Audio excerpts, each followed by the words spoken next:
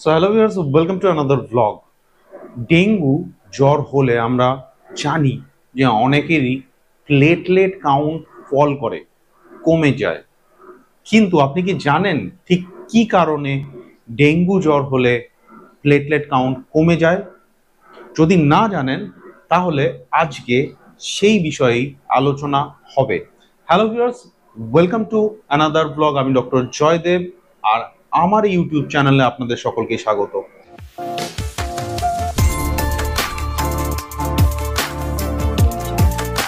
আজকে কথা হচ্ছে যে ডেঙ্গু জ্বরে প্লেটলেট কমে যাওয়ার পিছনে ঠিক কি কি রিজন আছে সেগুলোই আমি জানবো। ডেঙ্গু জ্বর হলো, আমরা জানি যে ডেঙ্গু ভাইরাসের ইনফেকশন হওয়ার ফলে হয়। কিভাবে ইনফেক্ট করে? ফিমেল এডিস মশা যখন কামড়ায় মানুষকে, তখন মানুষের শরীরে এই ভাইরাসটি প্রবেশ করে।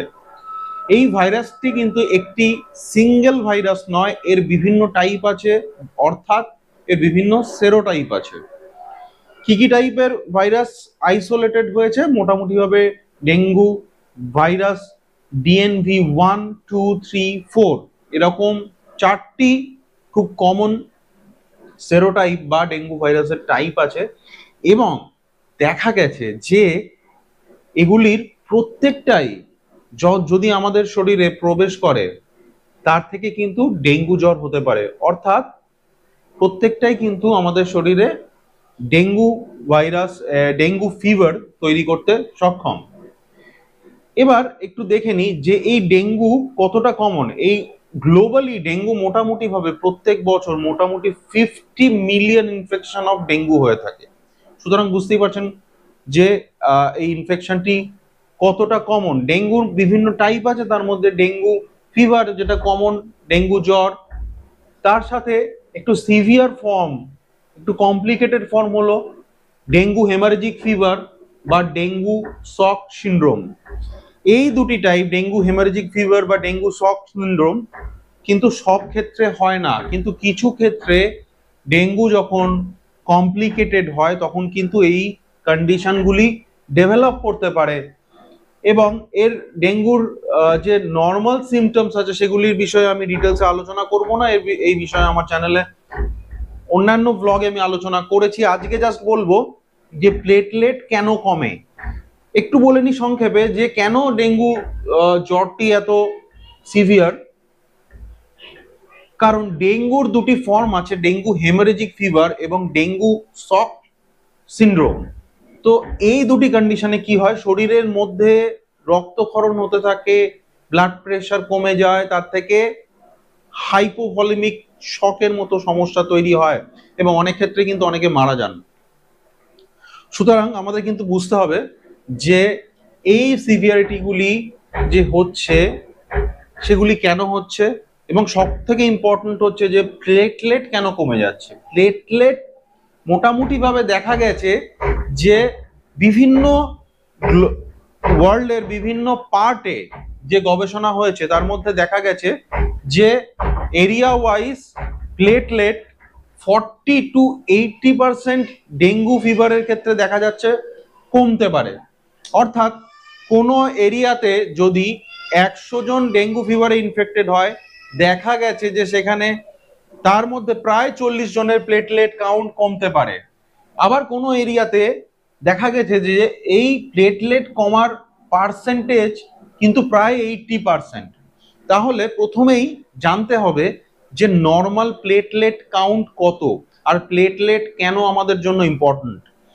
প্লেটলেট হলো রক্তের মধ্যে অবস্থিত একটি রক্তকণিকা, খুব ক্ষুদ্র একটি রক্তকণিকা, যেই প্লেটলেটের diameter 2 micron on an average. সুতরাং যেখানে একটি লোহিত রক্তকণিকার ডায়ামিটার প্রায় 7 থেকে 8 মাইক্রন, সেখানে প্লেটলেট এর ডায়ামিটার মাত্র 2 মাইক্রন। সুতরাং বুঝতেই পারছেন যে এটা কত ক্ষুদ্র। কিন্তু ক্ষুদ্র হয়েও এর কিন্তু প্রচুর কাজ আছে, প্রচুর ইউটিলিটি আছে।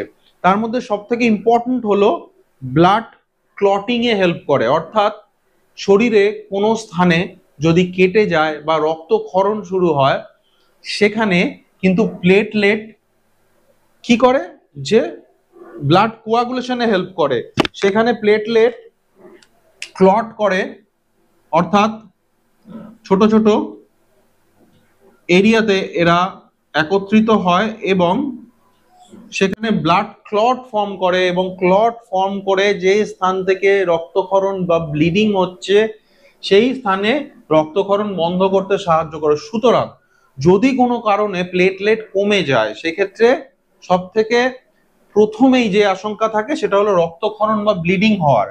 নর্মাল প্লেটলেট কাউন্ট আমাদের শরীরে 1.5 লাখ থেকে 4.5 লাখ প্রতি মাইক্রোলিটার। থ্রম্বোসাইটোপেনিয়া তখন বলা হয় যখন 1.5 লাখের নিচে কাউন্ট থাকে, কিন্তু 1.5 লাখের নিচে থাকলেই যে ব্লিডিং হবে এমন নয়, যখন সেটা লেস দ্যান 20,000 হয়ে যায় তখন কিন্তু ব্লিডিং এর রিস্ক অনেকটাই বেড়ে যায়। তো এবার চলে আসি যে এই যে থ্রম্বোসাইটোপিনিয়া বা লো প্লেটলেট হচ্ছে, সেটা কেন হচ্ছে ডেঙ্গুর ক্ষেত্রে, সেটা জানার আগে জানতে হবে আমাদের যে প্লেটলেটের নর্মাল প্রোডাকশন কিভাবে হয়, আমাদের শরীরে প্লেটলেট কিভাবে উৎপন্ন হয়। আমাদের শরীরে যে লং বোন বা ফ্ল্যাট বোনস যেগুলি আছে, যেমন ধরুন এই পায়ের থাইয়ের যে হাড় অর্থাৎ ফিমার, হিউমেরাস, আমাদের যে রিব কেজ যে পিঞ্জরাস্থি তার মধ্যে, বা আমাদের স্পাইন বা ভার্টিব্রার মধ্যে যে এই বোনের ভিতরের যে ফাঁপা অংশ যেটা থাকে তাকে বলা হয় অস্থি মজ্জা বা বোন ম্যারো। এই বোন ম্যারোর মধ্যে কি থাকে? এই বোন ম্যারোর মধ্যে আমাদের যে রক্ত উৎপন্ন করার জন্য যে সেলস গুলি যাদের বলা হয় হিমাটোপোয়েটিক সেলস, এই হিমাটোপোয়েটিক সেলস থাকে, যার থেকে রক্তের উপাদানগুলি উৎপন্ন হয়। কি কি রক্তের উপাদান উৎপন্ন হয়? লোহিত রক্তকণিকা, শ্বেত রক্তকণিকা এবং অনুচক্রিকা। এবং এই বোন ম্যারোর মধ্যে যে সেলটি সব থেকে বড় সাইজে, সেই সেলটিকে বলা হয় মেগা ক্যারিওসাইট, এবং এই সেলটি থেকেই প্লেটলেট উৎপন্ন হয়। কিভাবে উৎপন্ন হয়? এই প্লেটলেট, এই সেলটি ডিভিশন হয়ে খুব ক্ষুদ্র ক্ষুদ্র পার্ট সার্কুলেশনে চলে আসে, এবং সেই ক্ষুদ্র ক্ষুদ্র পার্টগুলি বেসিক্যালি প্লেটলেট। নর্মালি আমাদের শরীরে ব্লাড সার্কুলেশনের মধ্যে অন অ্যান অ্যাভারেজ 10⁻12 নাম্বারের প্লেটলেট থাকে। সুতরাং বুঝতেই পারছেন যে কত সংখ্যক প্লেটলেট আমাদের শরীরে থাকে। এবং এই যে প্লেটলেট, তার লাইফ স্প্যান 8 থেকে 10 দিন, অর্থাৎ যখন একটি প্লেটলেট মেগা ক্যারিওসাইট থেকে উৎপন্ন হচ্ছে, সেটি উৎপন্ন হওয়ার পরে আমাদের শরীরে ব্লাড সার্কুলেশনের মধ্যে 8 থেকে 10 দিন থাকে এবং তারপরে নিজে থেকেই ধ্বংস হয়ে যায়। কিন্তু তারপরেও তার নাম্বার কেন কমে না? কারণ শরীরের মধ্যে মেগা ক্যারিওসাইট থেকে কন্টিনিউ প্রোডাকশন চলতে থাকে প্লেটলেটে। তার ফলে একদিকে যেরকম ওল্ড প্লেটলেট ডেস্ট্রয়েড হয়, আরেকদিকে নিউ প্লেটলেটের প্রোডাকশন হয়। তার ফলে কি হয়? রক্তে একটি ব্যালেন্স মেনটেন করে। এবার দেখব যে কিভাবে ডেঙ্গু ইনফেকশনে প্লেটলেট কমে। এর পিছনে অনেক স্টাডি হয়েছে, বিভিন্ন রকম স্টাডি হয়েছে, এবং এই রিলেটেড অনেক লিটারেচার নিয়ে আমি পড়াশোনা করেছি। করে মোটামুটি ভাবে 3টি কারণ আমি খুঁজে পেয়েছি, যেই 3টি কারণের জন্য প্লেটলেটের ডেস্ট্রয় বা ডিস্ট্রাকশন হয়ে থাকে। তার মধ্যে প্রথম যে কারণ সেটি হচ্ছে যে ডেঙ্গু ভাইরাস, এই ভাইরাসটি কিন্তু ডাইরেক্টলি মেগা ক্যারিওসাইটকে সাপ্রেস করে, অর্থাৎ মেগা ক্যারিওসাইট যার থেকে প্লেটলেট উৎপন্ন হয়, সেই মেগা ক্যারিওসাইট সেলটিকেই কিন্তু এই ডেঙ্গু ভাইরাস সাপ্রেস করে, অর্থাৎ ওটিকে নর্মালি কাজ করতে দেয় না এবং তার নাম্বারও কমাতে সাহায্য করে। কিছু গবেষণায় দেখা গেছে যে ডেঙ্গু ভাইরাস ইনফেকশনের অ্যাকিউট ফেজে, অর্থাৎ প্রথম দিকে, অর্থাৎ প্রথম 5 থেকে 7 দিনের মধ্যে দেখা গেছে যে বোন ম্যারো হাইপোপ্লাসিয়া হয়, অর্থাৎ এই বোন ম্যারোর মধ্যে সেলের নাম্বার কমতে পারে। এবং এটাও দেখা গেছে যে এই মেগা ক্যারিওসাইটের নাম্বার কমতে পারে, অথবা এর যে নর্মাল কাজ সেটাতে বাধা দিতে পারে। এটা হলো ফার্স্ট রিজন প্লেটলেট কমার। সেকেন্ড যে কারণটি সেটি হচ্ছে যে এই প্রোডাকশন মেকানিজমে কোনো সমস্যা নেই। মেগা ক্যারিওসাইট থেকে নর্মাল পরিমাণে নর্মাল নাম্বারে প্লেটলেট উৎপন্ন হচ্ছে এবং সেই প্লেটলেট আমাদের ব্লাড ভেসেল বা সার্কুলেশনের মধ্যে সার্কুলেট করছে।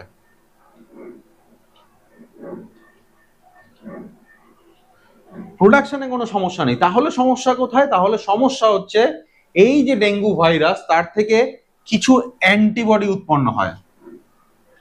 কিছু অ্যান্টিবডি উৎপন্ন হয়, এই অ্যান্টিবডিগুলি সার্কুলেশনে গিয়ে এই প্লেটলেটের সাথে অ্যাটাচড হয় এবং এই প্লেটলেটকে ব্লাড ভেসেলের মধ্যে ডিস্ট্রয় করে।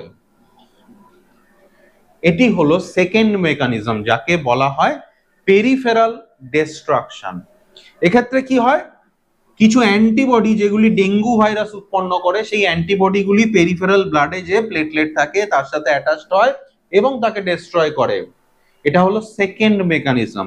আর থার্ড যেটি মেকানিজম, সেটি হচ্ছে একদম রিসেন্ট কিছু রিসার্চে উঠে এসছে।